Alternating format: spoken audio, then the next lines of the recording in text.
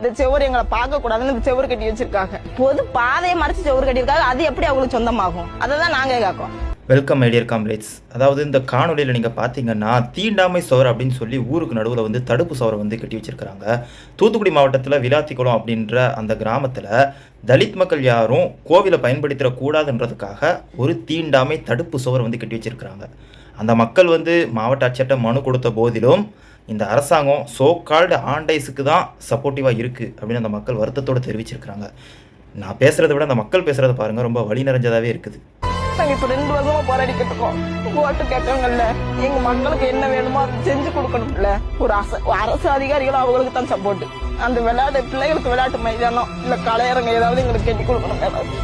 நாங்க ஏழை மக்கள், தினம் நைட் எங்களுக்கு நாங்க போராடிக்கிட்டு இருக்கோம் மேடம். யாரு என்ன எதுவும் கேட்டு கொடுக்க மாட்டேங்காங்க. எந்த விதத்திலயும் இந்த மக்கள் வந்து வளர்ந்துடக்கூடாது, ஆட்கள் ஆகிவிடாதுன்னு நினைப்பாங்க. அந்த மனநிலையில தான் அவங்க வந்து அந்த சுவரை கட்டி பண்றாங்க. வருஷத்துக்கு ஒருக்கா போறோமா, கும்பலா உட்காந்து அழுகுறோமா, வந்துடுறோம். அந்த இடம் எப்படி இருந்தது, எப்படி வாழ்ந்தது, நாங்க எத்தனை பேர் இருந்தது, இன்னைக்கு அது என்ன சொல்றதுங்க நாங்க. ஆனா அது இல்லாட்டி நாங்க வந்து ஓரத்தில் உட்காந்துட்டுருவோம்.